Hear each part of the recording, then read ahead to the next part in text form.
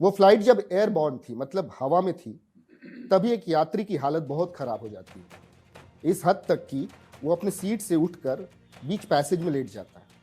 किसी को समझ में नहीं आता कि उस यात्री को हुआ क्या है। कैबिन क्रू तक परेशान हो जाते हैं, अफरा तफरी मच जाती है। लेकिन इसी बीच उन्हीं पैसेंजर्स में से एक शख्स उठता है और मसीहा की तरह उस बीमार व्यक्ति तक पहुंचता है, उसकी नब्ज टटोलता है, समझता है कि उसे क्या हुआ है और फिर उसका उपचार करता है। और आधे घंटे में वो मरीज ठीक भी हो जाता है। आपको पता है, ये शख्स कोई और नहीं बल्कि देश के केंद्रीय वित्त राज्य मंत्री डॉक्टर भागवत कराड़ है। संयोग से भागवत कराड़ साहब इस समय हमारे साथ हैं। कराड़ साहब, ये कहानी जैसे मैंने बताई, क्या वैसी थी या मैं कुछ भूल रहा हूँ? मुझे याद है उस दिन रात अप्रॉक्सीमेटली 2 बजे होंगे मॉर्निंग के, तो एयर होस्टेस अनाउंस कर रही थी, is there any medical doctor please, medical doctor please. तो 2 बजे का वक्त था और सब लोग सो रहे थे। तो मैं भी सोया था, लेकिन जैसे आवाज़ कान पे आ गई तो मैं, I am a medical doctor, what do you want? She said, sir somebody is lying there and he is not responding, please help us. तो नेचुरली मैं भागते गया, देखा तो वन पैसेंजर तो दोनों सीट के बीच में सोया था। उसको देखा तो his pulse was not palpable and he was sweating. मैं समझ गया कि इसका पल्स नहीं है, तो वो शॉक में है। हार्ट देखा, हाथ लगा तो हार्ट बीट हो रहा था। तो इमीडिएटली हाइपोटेंशन की कंडीशन रहती है जिसमें ब्लड प्रेशर डाउन होता है। तो इमीडिएटली मैं लेग एलिवेट किया और उसका रिस्पिरेशन चल रहा था, लेकिन it was a shallow respiration. तो immediately I have given cardiac massage type, उसको पाल्पेट करके ये कर दिया। और थोड़ा टाइम के बाद, एक करने के बाद एक 3-4 मिनट, तो पल्स, फीबल पल्स यानी थोड़ा वीक पल्स आ गया और थोड़ा उसको एक प्राइमरी रिससिटेशन दिया।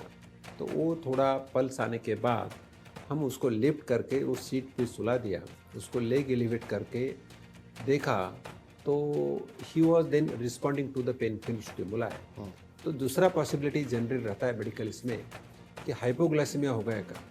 तो मैंने एयर होस्टेस को पूछा, आपके पास कुछ है? तो उन्होंने इलेक्ट्रॉल पाउडर ला के दिया। तो थोड़ा इलेक्ट्रॉल पाउडर देते हुए एक 15-20 मिनट के बाद देन ही स्टार्टेड रिस्पॉन्डिंग, और आधा घंटा ऑब्जर्व करने के बाद he was all right. But उनके जो रिश्तेदार थे उनको हम समझाया कि इधर ही बैठे रहो, उसका पल्स अच्छा है, श्वास भी अच्छा ले रहा है और हार्ट भी ठीक चल रहा है, लेकिन मैं इधर ही बैठा, उसके बाजू बैठ के रहा। तो देन ही स्टार्टेड गिविंग। तो इतने में तो ये रिकवर होने के बाद सब लोगों ने मुझे मदद किया। तो एक जो वैसोवेगल सिनकोप जो बोलते हैं वो कंडीशन रहती है, उसको टाइम पे मदद मिली, इसलिए उसका हार्ट चालू हो गया, रिस्पिरेशन चालू हो गया और वो मरीज बच गया। तो हमने बाद में उसको एडवाइस किया, मुंबई जाने के बाद हॉस्पिटल जाओ, और वो हॉस्पिटल चला गया। आप पेशे से सर्जन हैं, सौभाग्य से आप उस फ्लाइट पे मौजूद थे। नियर फेटल ये एक्सपीरियंस था, अगर आप नहीं होते तो शायद उसकी जान भी चली जाती। आपको लोग मसीहा बोलने लगे और सबसे बड़ी बात ये हुई कि देश के पीएम नरेंद्र मोदी ने ट्वीट करके आपकी काफ़ी तारीफ की थी। अगर मुझे याद है 2021 की घटना है, a doctor at heart always करके उनका ट्वीट था। आप नरेंद्र मोदी के पसंदीदा व्यक्तियों में से रहे हैं, ऐसा क्यों है, क्या वजह है इसकी? नहीं, उसी टाइम दूसरे दिन हम तो भूल गए, लेकिन इंडिगो फ्लाइट के चीफ एग्जीक्यूटिव ऑफिसर्स ने ट्वीट किया and I remember that tweet, thanks doctor Karad who has saved one of the passenger in spite of his protocol, he has done this. So honorable PM sir has also retweeted and I remember that tweet, doctor is always doctor at heart, congratulate my colleague doctor Karad for this good gesture. तो एक मैं उनका आभार व्यक्त करता हूँ कि उन्होंने ये ट्वीट करके एक डॉक्टरी पेशे को बहुत बड़ा सम्मान दिया है। तो उनकी बड़प्पन है उनका। खैर, नब्ज टटोल के उस इंसान की आपने उसका मर्ज तो समझ लिया। अब राजनीति की नब्ज कैसे टटोलते हैं आप, राजनीति को लेकर आपका क्या कहना है, इस पर मैं आता हूँ। आप चूंकि केंद्रीय मंत्री हैं, इसलिए मैं चर्चा पहले केंद्र की करूंगा, बाद में मैं महाराष्ट्र की राजनीति पर आऊंगा। This time BJP has set a target of more than 400 seats. How realistic do you find this target to be? Achieve हो पाएगा या तकलीफें हैं इसमें? मैं पिछले 30-35 साल से राजनीति में हूँ और एक ग्राउंड लेवल से नीचे से आके ऊपर तक आया हूँ। और अभी इस 10 साल में प्रधानमंत्री जी ने 2014 में शपथ ली थी, उसी वक्त से मैं राजनीति देख रहा हूँ।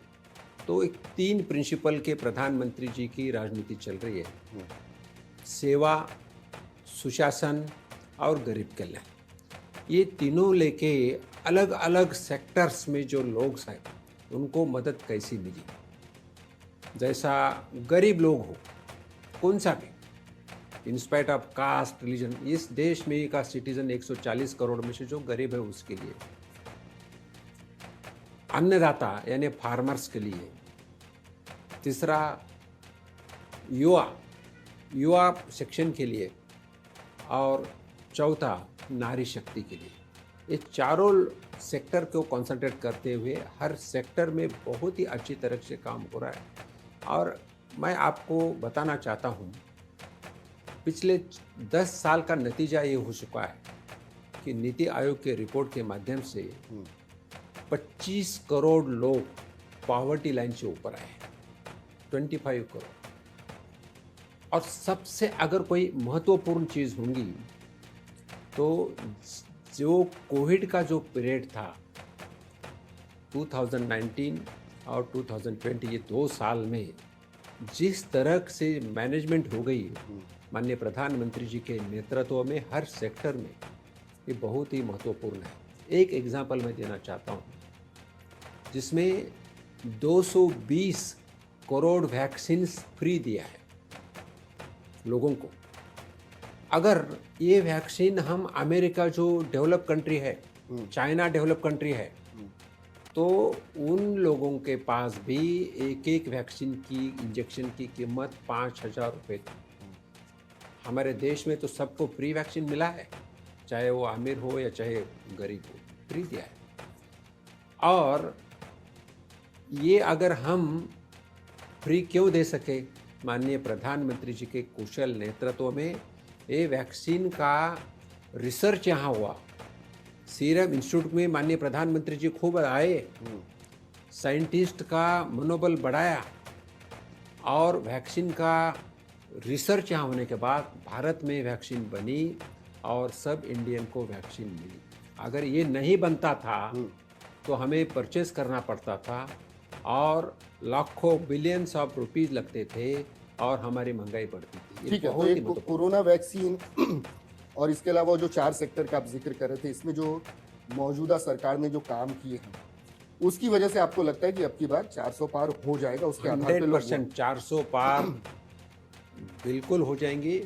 भारतीय जनता पार्टी के माध्यम से 370 सीट तक, और एनडीए 400 के पार आएंगी।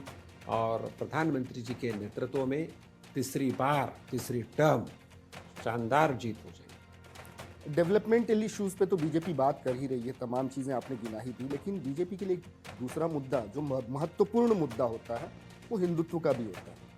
राम मंदिर को बीजेपी अपनी व्यक्तिगत उपलब्धि मान रही है, हिंदुओं का दिल जीता है उस पार्टी ने, ऐसा उनको लगता है। आपको लगता है ये फैक्टर भी काम करेगा अब की बार 400 पार करने में? 100%। हम हमारे पूर्वजों की, मैं देहात से आता हूँ, मेरे पिताजी के पिताजी हो, तो हम लोग जब देहात में मिलते थे राम राम करते थे। लेकिन जहाँ राम का जन्म हुआ उधर राम जी का मंदिर नहीं था। सबकी एक आशा थी मंदिर हम बनाएंगे, वहीं बनाएंगे, लेकिन वो नहीं बन रहा था। लेकिन माननीय प्रधानमंत्री जी के कर कमलों द्वारा भूमि पूजन भी हो गया और उनके हाथों से सभी को मंदिर का प्राणार्पण भी, प्राण प्रतिष्ठा भी हो गई। ये बहुत ही महत्वपूर्ण है। सब हिंदू, ओनली इन इंडियंस नहीं है, जहाँ जहाँ इस जगत में हिंदू लोग हैं, ये बहुत ही खुश है क्योंकि हमें राम का मंदिर वहाँ देखने को हमारी इस पीढ़ी को मिला है और लाखों लोग उधर दर्शन के लिए जा रहे हैं। ये बहुत ही महत्वपूर्ण चीज़ हमारी ज़िंदगी में सब हिंदुओं की हो रही है, इसलिए महत्वपूर्ण मुद्दा हो चुका है। बिल्कुल। देखें एक नज़र से तो बीजेपी ने जितनी भी प्रॉमिसेस किए उनको डिलीवर किया, जो भी चीज़ें मैनिफेस्टो में लाई उनको डिलीवर किया, और सीना ठोक के कहा भी कि देखिए हमने कहा था, हमने करके दिखाया। राम मंदिर कदाचित मैनिफेस्टो में नहीं होगा, लेकिन वो एक चुनावी एजेंडा तो था ही। सीएए था, एनआरसी था, इसके अलावा हमने देखा कि 370 एब्रोगेशन भी था। आपको क्या लगता है कि मोदी जो गारंटी देते हैं वो कैसे पूरी हो जाती है? मैं आपको संख्या बताना बल की वजह से, चूंकि आप पूरे राज्यसभा में भी और लोकसभा में भी संख्या बल आपके फेवर में, इसलिए आप लोग आसानी से कर जाते हैं। ऐसा नहीं है। जैसे मैं बोला, सेवा, सुशासन और गरीब कल्याण, ये तीनों सूत्रों पे जो ऊपर चलने वाली सरकार है। मोदी जी जब भूमि पूजन करते हैं तो उसी पीरियड में वही प्रोजेक्ट का उनके ही हाथ से उनके सामने उसका लोकार्पण समय होता है, लोकार्पण कार्यक्रम होता है। नंबर 1, तो इतने टाइम पीरियड में काम होता है। और मैं बताऊंगा कि मोदी जी के नेतृत्व में अलग सेक्टर में इतना विकास हो गया है, हर सेक्टर में। तो आप गारंटी की बात कर रहे हैं, मैं आपको बताऊंगा।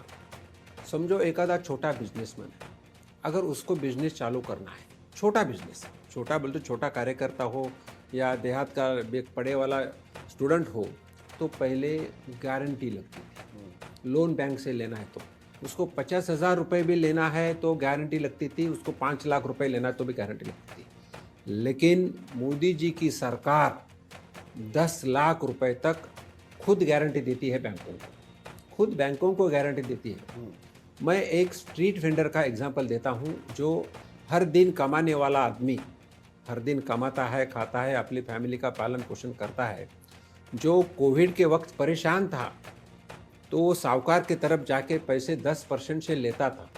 लेकिन माननीय प्रधानमंत्री जी के नेतृत्व में स्वनिधि योजना जैसी निकली है, जैसे 10,000 रुपये उनको 10,000 रुपये विदाउट एनी गारंटी मिले। सिर्फ बैंक में एप्लीकेशन करो और लोकल बॉडीज़ का रिकमेंडेशन लेटर लो। 10,000 उसने वापस किया तो 20,000 मिलते हैं, 20,000 वापस किया तो उसको 50,000 मिलते हैं, 50,000 वापस किया तो उसको 10 लाख तक जाता है, विदाउट कोलेटरल, विदाउट गारंटी। तो ये गारंटी किसकी है? भारत सरकार की है। ये भारत सरकार को मार्गदर्शन किसका है? प्रधानमंत्री जी का है। तो गारंटी, मोदी जी की guarantee for the poor people, Modi ji की guarantee for the different projects जो चालू किया, जो उसका लोकार्पण उनके हाथ से होता है। तो एक गारंटी बहुत महत्वपूर्ण शब्द है। मोदी की गारंटी जो बोलते हैं तो यही गारंटी है। गरीब लोगों को जैसा पेरेंट गारंटी नहीं रह सकते बैंक में, लेकिन प्रधानमंत्री गारंटी दे रहे हैं। तो इसीलिए तो भारत की इकोनॉमी बढ़ रही है। आपको पता है कि 2004 से लेके 2014 तक जो मनमोहन सिंह जी की सरकार थी, यूपीए की सरकार थी, तो 2004 में हमारी इकोनॉमी 11वें नंबर पे थी। ये 10 साल में 11वें नंबर से 10वें नंबर पे इकोनॉमी आ गई। लेकिन माननीय प्रधानमंत्री जी के, मोदी जी के नेतृत्व में 2014 से 2024 तक ये इकोनॉमी अभी 5वें नंबर पे आई है। इतनी इकोनॉमी हमारी बढ़ गई है। Inflation as compare to other countries, developed countries, I am saying, China लो, अमेरिका लो, जर्मनी, जापान, इन्फ्लेशन भी हमारा कम है। तो हर जगह अगर देखें, हर सेक्टर में, चाहे इंडस्ट्री लो देर इज़ बदलाव है, एजुकेशन लो देर इज़ बदलाव है, चाहे टूरिज़्म लो, हर सेक्टर में रिफॉर्म्स किया है। मैं आपको बताना चाहता हूँ, अप्रॉक्सीमेटली 40,000 डिफरेंट रिफॉर्म्स हो चुके हैं। रिफॉर्म, परफॉर्म, डिलीवर, ये प्रधानमंत्री जी के नेतृत्व में भारत सरकार में काम हो रहे हैं, और इसीलिए बहुत सारे चेंजेस भी आ रहे हैं। और सिर्फ चेंजेस ही नहीं हैं, तो भारत के तरफ एक देखने का, एक दुनिया का, एक गरीब लोगों का देश एक तुच्छ भावना से देखते थे, लेकिन भारत की इज्जत सम्मान अभी बढ़ कर चुका है और भारत को एक सम्मान की तरफ से देखा जा रहा जी। है। तो इन शॉर्ट मैं बताना चाहता हूँ, भारत देश का तकदीर और तस्वीर माननीय प्रधानमंत्री जी के नेतृत्व में बदल गया है और एक आशा आकांक्षा की तरह भारत देश की तरफ पूरी दुनिया देख रही है। बिल्कुल, मेरा अगला सवाल यही था डॉक्टर कराड़ की इतने बड़े बड़े काम आपने मोदी के कार्यकाल के गिना दिए, बावजूद इसके विपक्ष जो है, एक संयोग बोल लीजिए या कुछ बोल लीजिए कि जब चुनाव नज़दीक आने वाले होते हैं, विपक्ष मोदी जी को घेरने के लिए कभी कभी अपशब्द बोलने लग जाता है। और ये 2014 से ही हमने देखा। 2014 में भी उन्हें चाय वाला कहा गया, उसके बाद चौकीदार चोर है बोला गया, और भी कई किस्म के अपशब्द कहे गए। कुछ तो मैं शायद कैमरे पर न कह पाऊँ। और अब से थोड़े दिन पहले ही हमने देखा कि संजय राउत ने, उद्धव ठाकरे शिवसेना के नेता हैं वो, उन्होंने पीएम मोदी की तुलना औरंगजेब से कर दी। तो ये जिस किस्म की राजनीति हो रही है, इसको कैसे देखते हैं आप? ये अपशब्द क्यों फूटते हैं इनके मुंह से और उसका नतीजा क्या होता है, क्या लगता है? ये सब विरोधक इकट्ठा होके इंडी एसोसिएशन बनाया और ये इंडी एसोसिएशन जो है ये खुद ही किसी न किसी भ्रष्टाचार में अटक गए हैं। सिर्फ भ्रष्टाचार नहीं, उनको हर एक को परिवार को लोगों को आगे लाना है और इन्हीं को सभी को पता है अभी प्रधानमंत्री जी की अगर तीसरी टर्म हो गई तो और ज़्यादा लोकप्रिय बनेंगे और अपनी दुकान बंद हो जाएगी, इसलिए वो आलोचना करते हैं। और आलोचना करते समय आलोचना तक तो ठीक है कराड़ साहब, नहीं, कि आलोचना कम से कम ग्रेसफुल शब्दों में लोग करते हैं। यस। लेकिन यहाँ जिन शब्दों का इस्तेमाल करके आलोचना होती है, कम से कम वो राजनीति का सबसे निम्नतम स्तर है, अ न्यू लो। और हमने ये देखा है कि जब जब इस किस्म की आलोचना हुई है, इस किस्म के अपशब्द कहे गए हैं, ये किस्म का सेल्फ गोल हो जाता है उनकी तरफ से और लोग भर भर के मोदी जी को वोट देते हैं। तो ये गलतियां क्यों बार बार करते हैं? ये नेता सीखते क्यों नहीं है? ये बार बार क्यों करते हैं गलती? वैसा ही उनका सेल्फ गोल होने वाला है और इसमें हमारे महाराष्ट्र में खुद ही को सेल्फ गोल करने वाला अगर कोई राजनीति में आदमी हो तो संजय राउत। मैं तो समझता हूँ उन्हीं के वजह से he is the main leader from the Uddhav ji Shiv Sena. Because of him हमारा जो महायुति थी 2019 की टाइम, वो युति फूट गई। उद्धव जी पवार साहब को मिले और जो उनकी जो महाविकास आघाड़ी सरकार हो गई, वो तो एक स्थगित सरकार थी। इस सवाल पे तो मैं आने ही वाला था जब मैं महाराष्ट्र की राजनीति की बात करता वो तो जिन्होंने प्रधानमंत्री जी को औरंगजेब कहा है वो संजय राउत, तो बहुत ही गंदी बात करते हैं, उनका सुनने के लोग परेशान रहते हैं। तो उनकी वजह से ही सब महाराष्ट्र की विकास छूट गया और सब परेशान है। चलिए, अब चूंकि महाराष्ट्र की राजनीति की बात हो ही गई तो मेरा दूसरा सवाल भी आपसे यही था कि आपने शिवसेना के फूटने की वजह तो बता दी, आपने महायुति टूटने की वजह बता दी, एनसीपी में क्या हो गया? एनसीपी क्यों फूटी, उसको आप किस नज़र से देखते हैं? अजीत पवार लोग अपने चाचा से, जिनके सानिध्य में उन्होंने राजनीति सीखी, बड़े हुए, वही शरद पवार को छोड़ के चले गए। तो क्या लगता है आपको कि क्या वजह हो सकती है? आप अगर अजीत दादा पवार जो हमारे डिप्टी चीफ मिनिस्टर है, तो उन्हीं का स्पीच सुने होंगे तो उन्होंने बार बार बोलते हैं कि माननीय शरद पवार साहब उनको आगे करते थे और आगे करने के बाद फिर वापस उनको ये करते थे। जो 2019 में जो पहली बार मुख्यमंत्री और उप मुख्यमंत्री की शपथ ली थी, जो माननीय देवेंद्र जी फडणवीस साहब और अजीत दादा पवार लिए थे, तो दोनों नेता ने बताया ये तो उन्हीं का बोल तो माननीय शरद पवार साहब के एडवाइस के ऊपर ली थी, नंबर 1। नंबर 2, आपको अगर याद है शरद पवार साहब ने खुद ही का पक्ष का रिजाइन करे थे अध्यक्ष पद का, और उसी वक्त एक ऐसा डिसीजन हुआ था कि भाजपा के साथ जाए, लेकिन वो वापस आ गए। तो हर टाइम माननीय अजीत दादा पवार को आगे करते थे और वापस डिसीजन वापस लेते थे, यानी उनका एक ह्यूमिलेशन जैसा था। इसलिए मुझे लगता है मतलब शरद पवार के नेतृत्व से खुश नहीं थे अजीत पवार, इसीलिए पार्टी से वो बाहर आ गए, ऐसा आपको लगता है? लेकिन इन पार्टियों के इतर, इन पार्टियों के एकदम विपरीत बीजेपी की छवि एक बहुत ही अनुशासित पार्टी की है। यहाँ पे आपने भी ऑब्जर्व किया होगा कि कईयों की टिकट कट जाती है, कई पैराशूट लैंडिंग कर रहे हैं, बावजूद इसके बगावत की खबर कभी नहीं आती। कोई भी बीजेपी के शीर्ष नेतृत्व से असंतुष्ट कभी नजर नहीं आता। ये संस्कृति कैसे डाली जाती है नेताओं में? देखो, बीजेपी की एक दो बहुत ही महत्वपूर्ण है। बीजेपी एक केडर बेस्ड पार्टी है, एक जो बीजेपी के रूल से चलने वाली पार्टी है। बीजेपी हर साल 3 साल को इलेक्शंस होते हैं और ये परिवार की पार्टी नहीं, ये कार्यकर्ता की पार्टी है। मुझे याद है जब मैं पार्टी ज्वाइन किया था तो एक वार्ड का अध्यक्ष था। अब आज मैं देश का नेतृत्व कर रहा हूँ। मेरा बैकग्राउंड अगर देखें तो मेरे पास कोई भी मैं किसान का बेटा हूँ, एक देहात से आया हूँ, एक गरीब फैमिली से आया हूँ, लेकिन काम जब देखते हैं, काम का ऑब्जर्वेशन करके उसको ऊपर उठाते हैं। परिवार का बैकग्राउंड नहीं देखा जाता। और जब बीजेपी में हर वक्त प्रशिक्षण दिया जाता है, आगे कैसा बढ़े, जनता की सेवा कैसा करे, उसके साथ पार्टी के जो प्रिंसिपल्स है वो भी बताए जाते हैं, तो एक आदमी को पूरे तरफ से अच्छा बनाने का भी प्रशिक्षण दिया जाता है। और ये बीजेपी में होता है, इसलिए बीजेपी में बगावत कभी होती नहीं है। अगर गलती से 1 in 10,000 एक हो गया तो आदमी खत्म होता है। तो जो दिया, जिस जगह पे है, जो जवाबदारी दिया, वो पूर्णत्व या 100% कैसा करे, ये बीजेपी में सिखाया जाता है और वो सब लोग करते हैं, इसलिए बीजेपी सक्सेसफुल है। लेटली हम लोग ये देख रहे हैं कि एनडीए का कुनबा जो है, परिवार जो लगातार बढ़ते जा रहा है।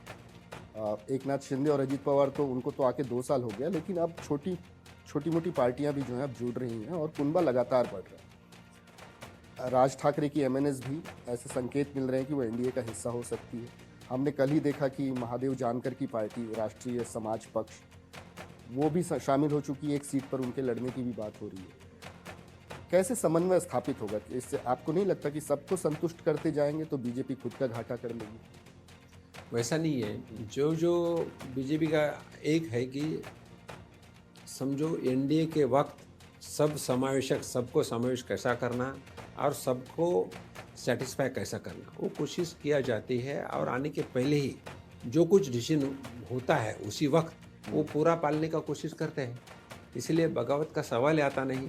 और मुझे पूरा भरोसा है जो कुछ आते हैं तो हमारा सेंटर, हमारे नेता जो विश्व में सबसे प्यारे नेता है, जो प्रधानमंत्री जी के काम के ऊपर उनकी समाज सेवा, काम, विकास सब देख के आते हैं। नेचुरली एक जैसा बोलते हैं ना, हम चलते समय कारवां जैसा बनते गए, अकेले चल रहे थे और कारवां बढ़ता गया, वैसा पोषण हो रहा है। अभी सिर्फ भारतीय नागरिक नहीं, पूरे देश भी प्रधानमंत्री जी को नेतृत्व मान रहे, पूरे जग में मान रहे। तो विश्व नेता और विश्व में सबसे प्यारा अगर कोई नेता है तो प्रधानमंत्री मोदी जी है। तो वो देख के हमारे सब पार्टी जुड़ रही है और हमें पूरा भरोसा है फिर एक बार मोदी सरकार और अब की बार 400 पार। डॉक्टर भागवत कराड़, आपने हमको समय दिया, हमसे बात की, इसके लिए आपका बहुत बहुत धन्यवाद। आपका भी धन्यवाद। और हम आपके माध्यम से पूरे भारतवासियों को विनती करते हैं कि माननीय प्रधानमंत्री जी का जो संकल्प है, विकसित भारत संकल्प, तो उसमें जुड़िए। और आने वाले चुनाव में जो हमारा नारा है, अब की बार 400 पार, फिर एक बार मोदी सरकार, तो इस नारों के साथ रह के भारत को विकसित राष्ट्र और भारत को एक विकसित राष्ट्र बन के विश्व गुरु कैसा बने, इसीलिए काम करिए। धन्यवाद।